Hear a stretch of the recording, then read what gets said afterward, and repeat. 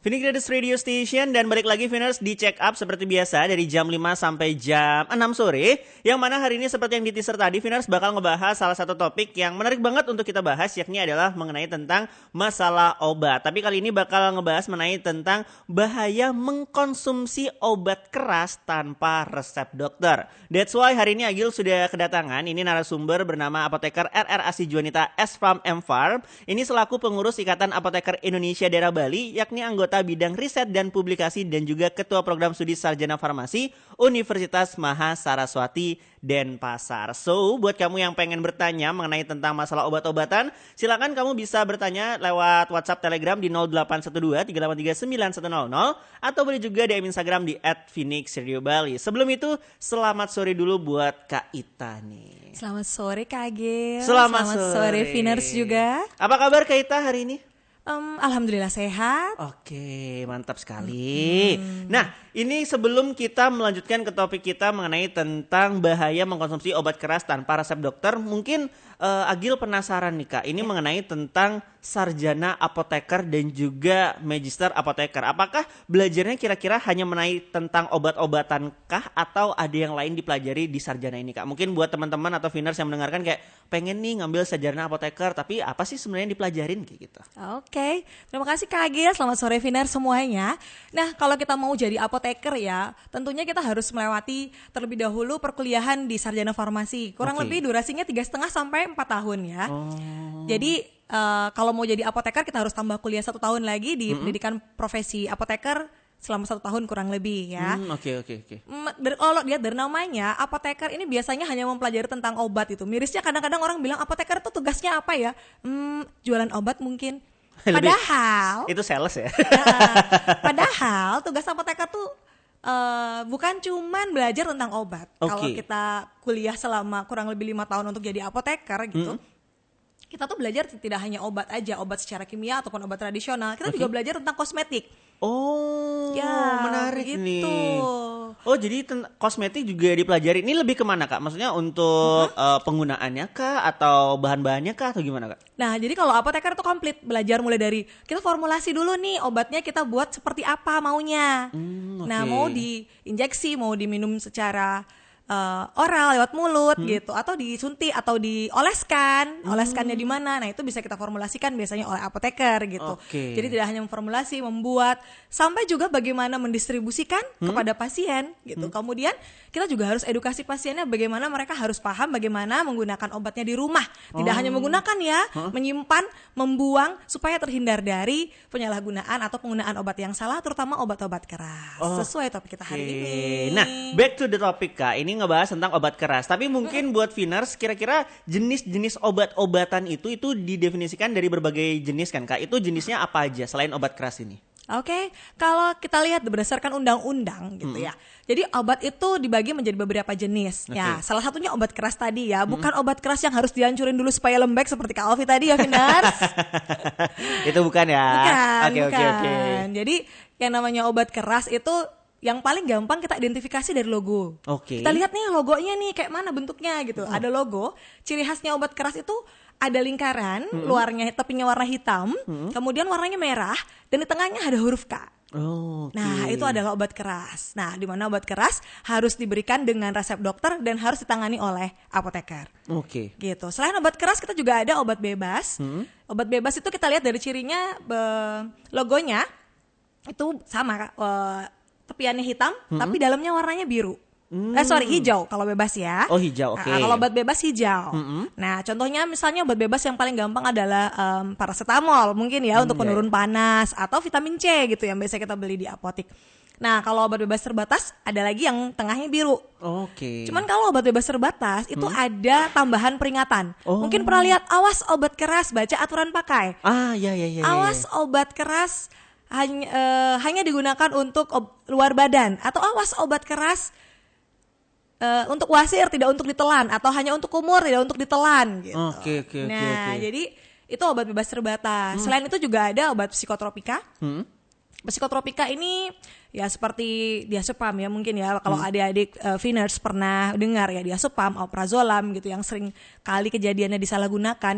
Tapi psikotropika ini logonya sama dengan obat keras Kak. Oh. Ya jadi psikotropika logonya sama dengan obat keras, cuman dia punya efek yang lebih berat karena dia mengganggu sistem saraf pusat. Gitu. Oke. Jadi kalau selain itu juga ada narkotika ya, tapi kita nggak bahas di sini karena narkotika pasti pemberiannya harus dengan resep dokter sama seperti obat keras. Oke. Tapi Kak, kalau ngomongin tentang obat keras, apakah peran apoteker dalam bisa dibilang kayak gimana cara mencegahnya gitu tentang penyalahgunaan obat keras ini kepada konsumen gitu? Oke.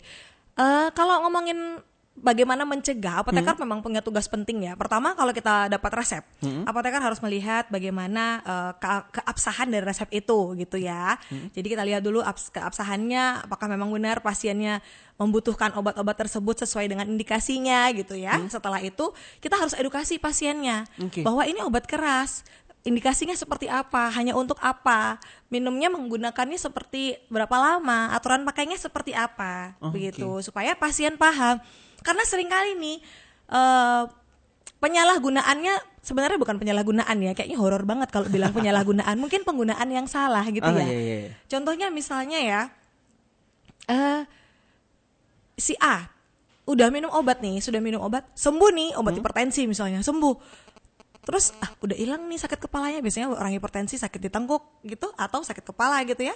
Udah hilang nih sakit kepalanya. Ya udahlah aku stop aja minumnya karena dia nggak tahu minumnya harus rutin, continue gitu. Lalu ada tetangganya nih atau keluarganya yang lain. Kemarin aku cek tensi di apotek, ternyata tensiku tinggi gitu. Langsung ini aku kemarin minum obat ini sembuh. Nah, jadi kita sebagai apoteker harus edukasi bahwa obat-obat keras diberikannya harus dengan resep dokter dan harus ditangani atau di handle oleh apoteker supaya pasiennya dapat informasi yang tepat, baik itu indikasinya, cara penggunaannya, dosisnya, sampai bagaimana menyimpannya, bagaimana membuangnya kalau misalnya tidak habis digunakan. Ya ada beberapa obat hanya digunakan kalau sakit aja ya, kayak obat batuk. Misalnya kalau obat batuk yang berdahak, yang obat keras kayak Ambroxol, kalau udah selesai batuknya hilang boleh dihentikan begitu. Jadi bagaimana membuangnya juga kalau sudah expired. Gitu. Oke, jadi bukan tentang masalah cuman konsumsinya aja Kak ya, tapi cara simpannya juga ternyata itu berbeda juga, terus buangnya juga beda. Oke. Tapi kalau menurut Kak Ita sendiri, kira-kira di masyarakat sekarang itu banyak nggak sih orang yang mengkonsumsi obat keras tanpa resep dokter sebenarnya? Oke, tadi saya sempat lihat beberapa penelitian gitu ya di Indonesia ternyata masih ada sebagian orang yang menggunakan obat keras tanpa resep dokter. Mungkin bukan menggunakan ya bahasanya, menyimpan. Loh, kita kan harus tanya, loh kenapa kok masih bisa nyimpan obat keras? Ternyata seringkali terjadi kalau sebelumnya pernah sakit, obatnya nggak habis disimpan. Nanti kalau dengan gejala yang mirip, ya menurut mereka itu mirip, kita minum lagi nih obat yang sama gitu. Padahal nggak boleh kalau obat keras digunakan tanpa resep seperti itu. Oke. Kecuali obatnya obat wajib apotik ya. Jadi kita ada obat keras yang namanya obat wajib apotik. Masuk dalam kriteria obat wajib apotik itu tidak ada logonya, cuma ada listnya, ada daftarnya ya, Viners. Jadi kalau obat wajib apotik itu memang dia obat keras, harus diberikan dengan resep dokter. Tetapi kalau untuk obat wajib apotik dia boleh diberikan tanpa resep dokter, tetapi harus ditangani oleh apoteker. Begitu. Ada cumannya ya. Seperti definisinya dia harus diberikan dengan resep dokter, maka apoteker pun boleh memberikan dengan ketentuan dan batasan tertentu.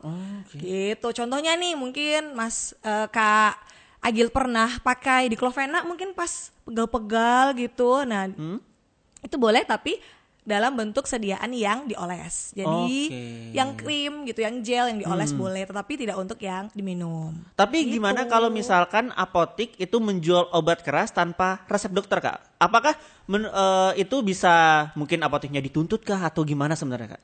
Bisa jadi sih. Kalau tertangkap tangan ya kita akan telusuri dulu menjualnya apa. Kalau dia masuk dalam obat wajib apotik, nggak masalah kan, obat wajib apotik boleh diberikan oleh apoteker meskipun tanpa resep dokter, tapi dengan ketentuan dan batasan tertentu. Kalau masih mengikuti ketentuan tersebut, tidak akan menjadi problem ya, Viners gitu. Tapi oke. kalau dia tidak masuk dalam obat wajib apotik, tetapi dibeli bebas tanpa resep dokter, itu tentunya karena akan merugikan si konsumen juga ya, akan merugikan pasien di sini ya, gitu. Jadi tentu aja ada sanksinya gitu. Seharusnya sih nggak boleh diberikan gitu. Oke, tapi Kak, kira-kira jenis obat keras apa yang sering banget ini penggunaannya salah di pasien, Kak?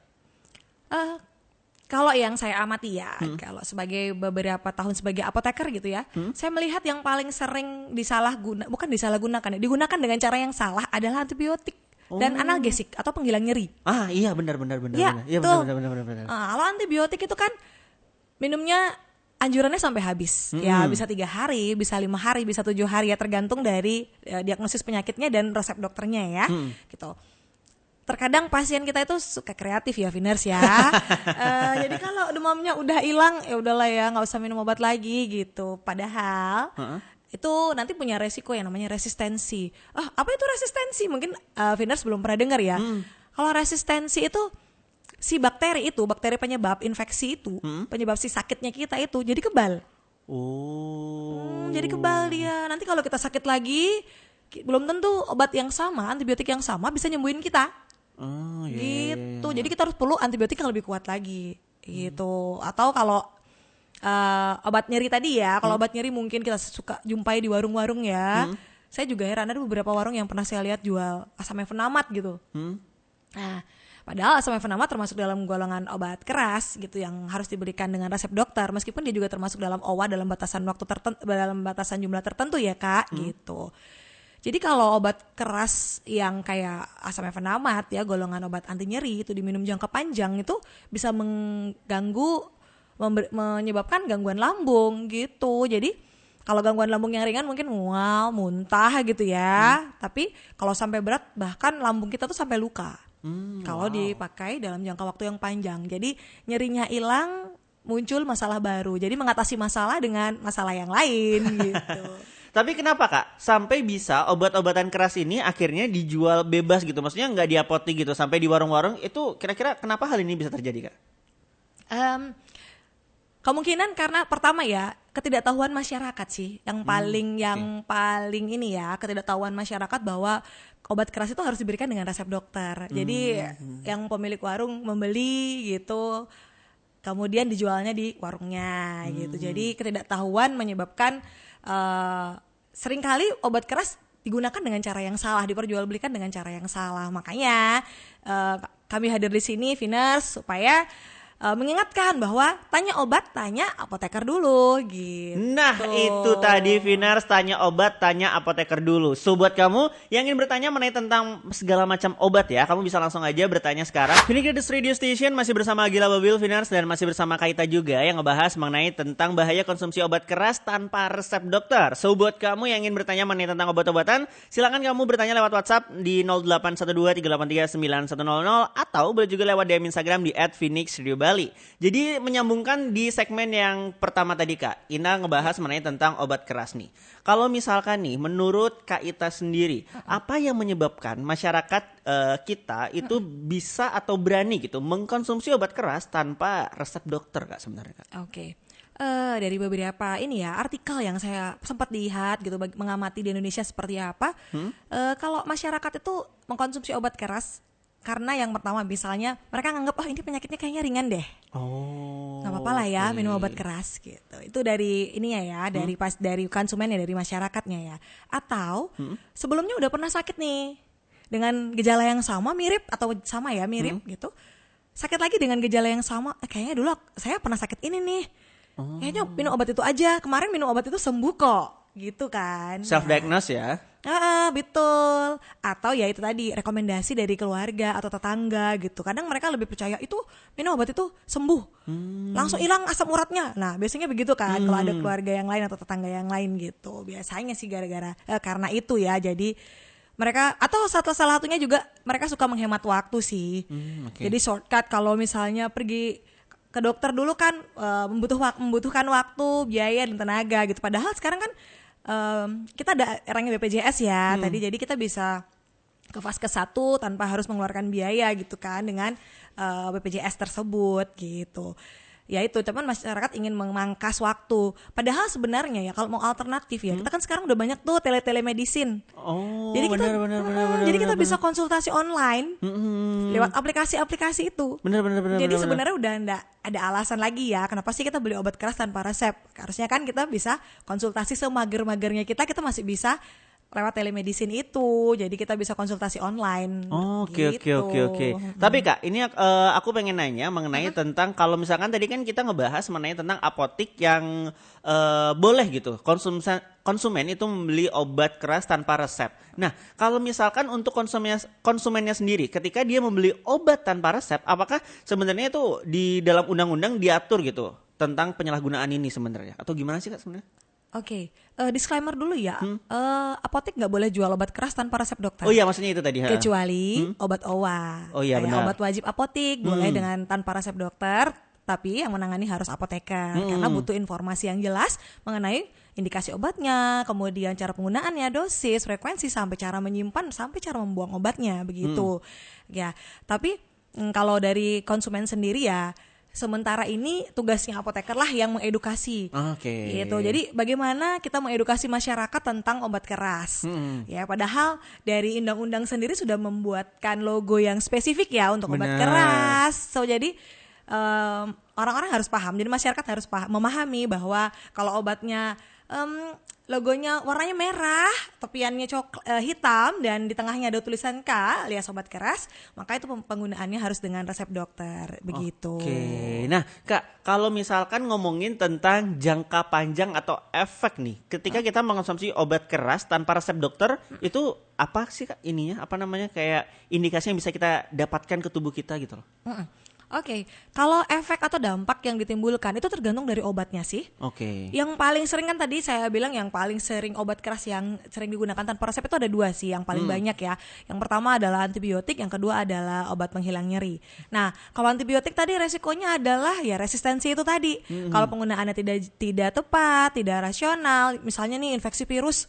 Padahal dia batuk-batuk, bersin-bersin infeksi virus nih, tapi dia beli antibiotik gitu, minum antibiotik gitu. Misalnya sisa dari penyakit yang sebelumnya gitu kan, dari sakit yang sebelumnya. Gitu. Jadi resiko resistensi, jadi bakteri itu akan kebal. Oke. Kalau dia kebal ya bakterinya cuma nari-nari doang bisa nari-nari aja di dalam tubuh nih. Jadi kalau ada antibiotik masuk bisa pura-pura pingsan lah dia dulu ya. Gitu. Jadi ya kebal. Jadi kalau misalnya kita sakit lagi belum tentu dengan antibiotik yang sebelumnya digunakan bisa mempan gitu ya, bisa menyembuhkan penyakit yang sama gitu. Bisa jadi kita perlu antibiotik yang lebih kuat gitu. Oke. Ya, kalau analgesik atau penghilang nyeri tadi ya resikonya adalah gangguan lambung.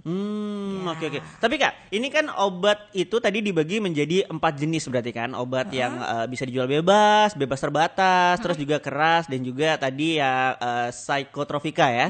Tapi kalau misalkan Kak, untuk obat herbal sendiri, apakah sebenarnya obat herbal itu juga indikasinya sama juga kayak dipisahkan ini yang keras terus ini yang bebas terbatas, yang bebas, atau gimana Kak?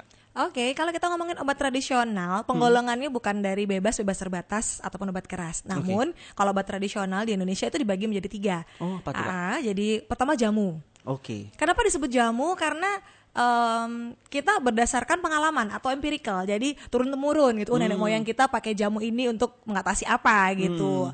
Ya, atau selain jamu kita ada yang namanya obat herbal terstandar. Tapi kalau obat herbal terstandar itu sudah melewati uji preklinik pada hewan. Jadi sudah diuji nih pada hewan gitu. Namun ada obat tradisional yang kastanya paling tinggi atau grade-nya yang paling tinggi yaitu fitofarmaka. Apa tuh Kak? Fitofarmaka itu dia sudah melewati uji preklinik pada hewan ataupun kedua-duanya uji preklinik maupun uji klinik pada manusia. Oke. Jadi efektivitasnya sudah bisa dibuktikan di manusia. Menarik. Jadi ternyata obat herbal juga ada jenis-jenisnya juga ya Kak? Ada, sama. Oke, tapi kalau ngomongin tentang kasus yang terjadi yang pernah Kak Ita lihat gitu langsung di masyarakat tentang terkait penyalahgunaan nih obat keras yang ada tuh apa aja Kak? Oke, kalau penyalahgunaan mungkin kalau Viners pernah dengar di TV-TV kalau selebritis gitu ya menggunakan psikotropika karena depresi atau untuk menstimulasi supaya bisa kerja lembur terus gitu ya tanpa capek, tanpa lelah gitu. Cuman kalau di apotik ya di peran apoteker yang pernah saya yang saya jalani atau yang pernah saya alami gitu. Ini ada satu pasien asma. Oke. Pasiennya asma, punya riwayat diabetes mellitus. Wow. Tahu ya, penyakit DM ya, Viners ya. Jadi penyakit yang kadar gula darahnya tinggi ya kan. Nah, suatu ketika pasiennya itu sesak nafas. Oke. Oke. Saya tahu riwayat pasiennya emang sudah lansia nih, kebetulan udah lansia. Jadi saya paham pasiennya itu sebenarnya kalau minum obat diabetesnya rajin sekali, rutin memang beliau, jaga pola makan juga sudah sangat jaga. Saya tahu karena memang pasien rujuk balik ya, jadi memang sering datang ke apotek untuk kontrol dan ambil obat setiap bulannya, kontrol dokter dan ambil obat setiap bulannya ya, gitu. Nah suatu ketika beliaunya itu sesak. Nah beliau itu dengan inisiatif karena dulu pernah sesak, minumlah dia obat radang yaitu kortikosteroid. Nah, minumlah dia kurang lebih selama 1 bulan. Karena dia ngerasa minum obat itu enak, lega, asmanya hilang, sesaknya hilang. Teruslah dia diminum. Suatu ketika dia melakukan telemedicine dengan saya. Dia ceritakan karena memang kebetulan beliau suka bertanya tentang apa aja tentang obat yang beliau gunakan. Kebetulan banyak ya, jadi saya membantu mengatur yang mana duluan diminum, yang mana belakangan, ini yang mana pagi. Nah saya membantu, jadi sudah biasa berkomunikasi. Beliau bilang, akhir-akhir ini kenapa badan saya terasa lemas dan mual muntah, berasa ingin muntah. Saya tanya, apakah Bapak sudah cek gula? Karena kan memang punya riwayat gula, jadi di rumah punya alat cek gula di rumah gitu. Belum, coba saya dicek dulu deh gitu. Karena beliau cerita bahwa beliau habis konsumsi obat itu, obat kortikosteroid tadi itu selama kurang lebih 1 bulan. Ternyata apa yang terjadi? Gula darahnya sangat tinggi. Alhasil pasiennya opnam. Begitu saya lihat, gula darahnya tinggi sekali gitu. Saya langsung bilang, saya rujuk aja, Bapak langsung ke dokter aja. Ini harus tidak bisa ditangani oleh apoteker. Kalau memang kondisi seperti itu, ini harus pergi ke dokter karena udah gula darahnya sangat tinggi. Pergi ke dokter ternyata harus opname. Jadi karena ketidaktahuan bahwa obat itu tidak boleh diminum dalam jangka waktu panjang, maka terjadilah efek samping yang tidak dikehendaki, yaitu kadar gula darahnya jadinya naik. Padahal sebelum-sebelumnya beliau minum obat itu rutin dan gula darahnya selalu terkontrol. Begitu. Oke. Nah, Kak, aku mau nanya juga nih. Ini lebih ke pengalaman pribadi yang ada di sekitar aku sih. Ini ada salah satu kenalan aku. Dia itu suka kadang-kadang dia udah tahu nih obat apa yang dia konsumsi nih. Yep. Dan dia biasanya memakai dosis sekian. Tapi ketika dia mengalami sakit yang sama, dia tuh mencoba untuk menggunakan dosis yang lebih tinggi lagi dari obat sebelumnya. Nah, kalau Kak Ita melihat itu sebenarnya itu gimana, Kak? Oke, itu obatnya obat apa? Kalau tahu kira-kira? Nggak tahu sih sebenarnya. Oke, secara general aja ya. Secara general aja. Yang perlu diingat adalah semua obat adalah racun, Kak. Oke. Semua obat adalah racun. Yang membedakannya adalah dosisnya. Oke. Gitu. Jadi kalau kita minum obat yang harusnya misalnya biasanya minum 1, sekarang biar cepet sembuh minumnya 3 aja lah. Itu sering terjadi itu. Itu gimana, Kak? Itu hati-hati pada obat-obat yang namanya indeks terapinya sempit. Jadi kalau minumnya berlebih dia langsung menimbulkan efek toksik. Jadi mengakibatkan misalnya cedera pada ginjal gitu. Oke.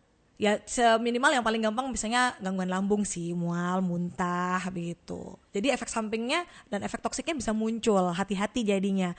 Even kita minum obat yang udah rutin, terus kita lupa, ada obat yang nggak boleh diminum double. Nah, jadi kembali lagi, tanya obat, tanya apoteker. Benar. Tapi Kak, kalau misalkan kita mengkonsumsi obat nih, apakah konsumsi obat itu ada kaitannya juga dengan psikologis kita? Dengan pikiran mungkin, kayak misalkan kita mengkonsumsi obat A nih, sebelumnya waktu kita konsumsi itu ketika lagi tenang-tenangnya tuh cepat sembuh, tapi ketika lagi stres-stresnya itu kok nggak sembuh-sembuh, itu gimana, Kak? Bisa aja, misalnya nih kita gangguan lambung, awalnya gangguan lambung, ya mah ya lah misalnya mah, udah minum obat mah kok nggak hilang-hilang, ternyata besok mau ujian. Oke. Jangan stres itu berarti secara psikologis kita lagi ada beban ini ujian gitu. Bisa aja kayak gitu ya, tergantung dari jenis penyakitnya dengan kondisinya kita juga gitu. Tapi kalau obat diminum dengan dosis yang benar, aturan pakainya benar, indikasinya sesuai dengan kebutuhan atau diagnosisnya pasien gitu, saya yakin obat itu pasti akan bekerja dengan benar di dalam tubuh gitu. Oke, sekali lagi tanya obat, tanya apoteker. Woi, itu tagline dari Kaita ya benar ya. So jadi buat kamu Miners juga nanti kalau misalkan ingin bertanya mengenai tentang obat-obatan, silakan kamu langsung aja drop pertanyaan kamu di WhatsApp Telegram 0812-383-9100. Ini Gratis Radio Station dan udah balik lagi Miners di Check Up masih bersama Kak Ita. Ini adalah seorang apoteker yang siap menjawab pertanyaan kamu mengenai tentang obat-obatan. So buat kamu yang ingin bertanya, silakan WhatsApp Telegram 0812-383-9100 atau boleh juga DM Instagram di @phoenixradiobali. Di sini Kak Ita, ini udah ada beberapa pertanyaan yang masuk. Pertama di sini ada dari De Andika. Dia mau nanya nih Kak, ini katanya dia punya temen nih yang katanya suka banget mengkonsumsi obat tramadol. Jadi dia tuh setiap minum itu sekitar 4-5 tablet sehari. Nah kira-kira ada gak sih jangka panjang ketika seseorang itu mengkonsumsi tramadol secara berlebihan? Dan gimana cara ngasih taunya supaya dia ini itu berhenti melakukan hal ini Kak? Oke.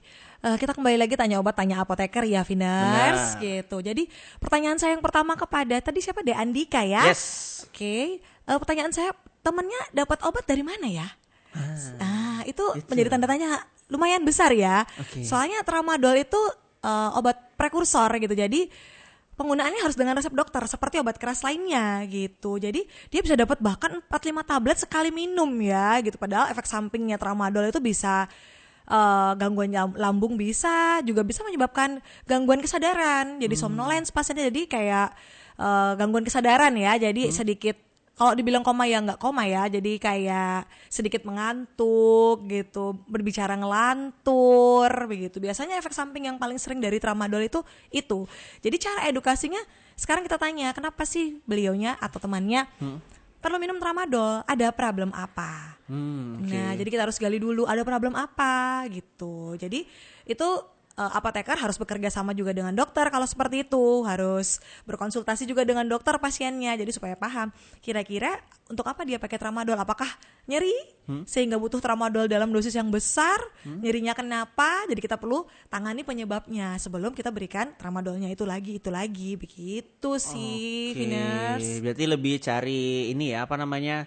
Kira-kira apa yang terjadi ke dia dulu ya? Iya, saya juga heran ini. Dan di mana mendapatkan obat itu, hey? Iya, itu dapat dari mana ya dia? Oke, gitu. Next pertanyaan Kak. Ini datang dari Nola. Selamat sore, saya mau bertanya tentang pembelian antibiotik. Ini kadang-kadang di apotek itu pembelian antibiotik itu harus minimal 10 biji. Tapi kebutuhan pasien itu pasti kan berbeda. Dan jika semua pasien diharuskan beli 10 biji, kadang akan terbuang sia-sia. Contohnya seperti saya, setiap perawatan gigi atau seperti tambal, cabut, perawatan akar atau pasang crown gigi, sebelumnya itu harus minum antibiotik hanya 2 mg aja. Itu hanya sekitar 4 biji. Sedangkan saya tuh harus beli 10 biji dan sisanya itu kebuang. Nah, apakah ada solusi yang lebih baik mengenai hal ini, Kak?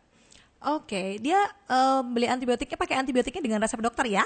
Sepertinya sih iya ya. Sepertinya Karena dia selalu setelah perawatan cabut gigi dan segala macamnya sih Kak. Oke. Jadi setiap obat antibiotik itu punya karakter yang beda-beda ya. Jadi nggak harus selalu diminum 3 hari. Nggak harus selalu diminum 3 kali sehari. Okay. Itu ada yang lebih dari 3 hari, ada yang 5 hari, ada yang 10 hari, bahkan ada yang 6 bulan seperti obat TBC. Oke. Ada juga yang minumnya cuma 2 kali sehari. Jadi sehingga kalau minumnya 3 hari ya 6 tablet pun cukup. Ya begitu. Jadi kita kembalikan lagi, kenapa kok harus beli 10?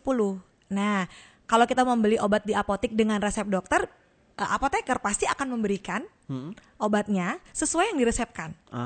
Ya, jadi durasinya, dokter menentukan durasinya berapa lama sesuai dengan diagnosisnya. Begitu. Jadi seharusnya kalau antibiotik tidak ada yang terbuang sia-sia kalau memang dibeli dengan resep dokter. Karena tadi seperti yang Kak Ita bilang, antibiotik itu emang harus habis dia.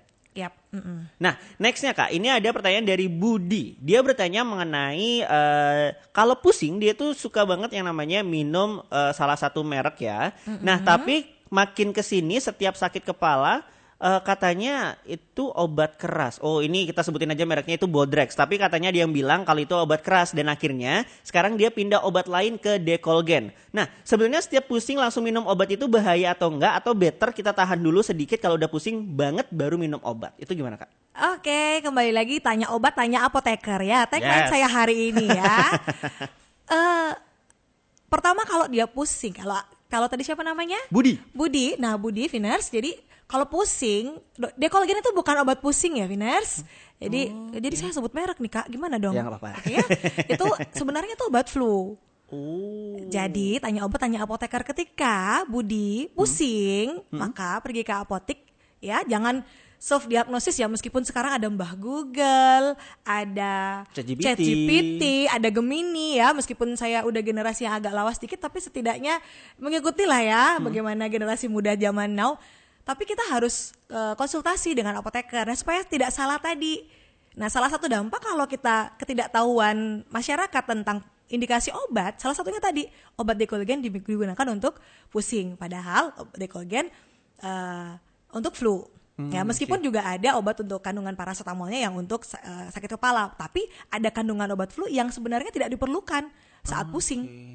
Begitu. Tapi hati-hati juga dekolgen kalau saya sebut merek lagi ya, maaf. Obat flu itu kalau diminum hati-hati pada pasien yang hipertensi. Karena efek sampingnya bisa dapat meningkatkan tekanan darah. Gitu. Jadi tanya obat, tanya apoteker ya. Kalau pusingnya kenapa, nanti kita diskusi dulu, dari apoteker diskusi dulu. Kalau memang obatnya masih bisa diberikan terbatas pada obat bebas dan obat bebas terbatas, pasti akan diberikan sesuai dengan hasil asuhan kefarmasian ya namanya ya. Kalau memang nggak bisa diberikan dengan misalnya skala pusingnya tuh, skala nyerinya tinggi gitu, apoteker pasti akan memberikan rekomendasi untuk konsultasi kepada dokter. Oke, gitu. Pertanyaan terakhir Kak, ini dari Reno. Kak, boleh nggak sih kalau misalkan kita mengkonsumsi jamu dan juga obat kimia secara bersamaan? Oke, kalau kita ngomongin, ini paling sering ya, di Indonesia pasti suka banget orang-orang itu minum jamu. Bener. Ya. Saya pun juga suka ya gitu. Nah, yang kita perlu batasi di sini karena saya ngomong obat secara general ya, secara umum gitu, secara umum obat, hati-hati ada yang namanya interaksi. Apa itu Kak? Gitu. Nah, memang saya tidak bisa pastikan jamunya dengan obatnya karena tadi Finers tidak menyebutkan detail ya jamunya apa, obatnya apa. Jadi saran saya ketika menggunakan obat kimia, ingin juga mengkonsumsi jamu, silakan digunakan tapi diberi jeda waktu. Tapi kembali lagi, jamunya tanya obat, tanya apoteker. Jadi diskusikan dulu perlu nggak jamu itu. Gitu. Obatnya bagaimana? Apakah kalau obatnya hanya digunakan untuk mengatasi gejala yang ringan, yang boleh dihentikan atau boleh di stop kalau udah sembuh nih penyakitnya? Jadi kapan harus nyetop gitu. Jadi kita konsultasi terlebih dahulu kepada apoteker ya sebelum menggunakannya bareng dengan si jamu tadi gitu. Jadi khawatir ada interaksi aja. Kalau ada interaksi biasanya dampaknya salah satu biasanya efek obatnya yang menjadi menurun atau meningkat gitu. Jadi kalau memang mau minum tetap tanpa konsul, baiknya sih konsul ya, Sekarang kan ada telemedicine ya, jadi baiknya konsul. Tapi kalau memang tidak bisa konsul karena keterbatasan, bolehlah kalian Finers jeda, minumnya di jeda. Jadi jangan minumnya dalam waktu yang bersamaan. Begitu. Ini pertanyaan terakhir nih Kak, ini pertanyaan pribadi dari saya. Kalau misalkan kita minum obat, itu lebih baik pakai air atau ada yang pakai ini, pisang biasanya. Sama ini juga Kak. Biasanya orang kalau misalkan dapat obat banyak nih dari dokter, dia langsung dihancurin semua, dijadiin satu, lalu dicampur sama air, langsung minum. Nah, lebih baik itu kalau minum obat tuh sebenarnya kayak gimana sih Kak? Kalau minum obat yang paling memungkinkan, yang paling benar, yang paling tepat adalah dengan air. Kenapa? Karena ada obat yang berinteraksi dengan susu. Gitu. Jadi kalau dia antibiotik ya, beberapa antibiotik berinteraksi dengan susu. Jadi kalau misalnya anak bayi gitu kan, ya itu juga perlu diatur bagaimana mengkonsumsinya supaya tidak bersamaan dengan susunya gitu ya, atau anak-anak gitu biasanya gitu. Jadi paling benar adalah memang dengan air ya. Terus hati-hati ya Finers, tidak semua obat boleh digerus. Jadi ada obat-obat yang disalut gitu, jadi dilapisin. Jadi diformulasi sedemikian rupa supaya menjaga pH-nya jadi tidak rusak di lambung. pH lambung kan sedikit asam, jadi jangan digerus. Kalau digerus nanti dia rusak, sehingga efektivitasnya, khasiatnya gitu menurun. Gitu. Jadi kembali lagi, tanya obat, tanya apoteker. Jadi ada obat yang harus ditelan utuh, ada obat yang masih boleh digerus dan dicampur. Itu pun di bawah penanganan dari apotekernya gitu. Terima kasih Kak Ita. Mungkin ada yang ingin Kak Ita sampaikan terakhir untuk menutup check up pada sore hari ini? Finers, untuk tahu tentang obat, tanya apoteker ya. Jadi jangan melakukan self diagnosis ya, kayak tadi self diagnosis tanya ChatGPT, tanya Gemini, tanya Google, Mbak Google gitu ya. Jadi yang paling benar kita kan sudah terbantu oleh telemedicine. Jadi kalau mau konsultasi obat bisa dengan apoteker. Nanti kalau memang apoteker merasa gejalanya tidak dapat ditangani dengan obat bebas terbatas, pasti akan direkomendasikan untuk pergi ke dokter. Jadi tanya obat, tanya apoteker. Nanti kalian akan dapat informasi yang namanya dagusibu. Oh, apa itu, Kak? Dagusibu adalah satu, dapatkan. Bagaimana kita mendapatkan obat dengan benar di tempat yang benar. Yang kedua adalah gunakan. Bagaimana kita menggunakannya? Kayak tadi, boleh digerus nggak? Boleh diminum pakai susu nggak? Boleh bareng sama jamu nggak? Nah itu boleh tanya sama apoteker. Kemudian cara menyimpan. Ada obat yang disimpan di dalam lemari es. Di lemari esnya di sebelah mana? Apa di freezer? Apa di pintu? Apa di chiller yang di bawahnya freezer? Itu. Dan yang terakhir adalah bagaimana membuang obat supaya tidak disalahgunakan di kemudian hari saat di pembuangan ataupun tidak mengganggu limbah di sekitarnya. Begitu. Terima kasih. Oke, terima kasih Kak Ita atas ilmunya dan obrolan kita pada sore hari ini. Banyak banget insight baru yang udah kita dapatkan, Vinars, dan semoga juga bermanfaat buat kamu. Dan buat kamu jangan lupa juga untuk selalu mendengarkan Check Up setiap hari Jumat dari jam 5 sore sampai jam 6 sore. Sekali lagi terima kasih Kak Ita atas waktunya. Semoga kita bisa bertemu lagi di lain kesempatan.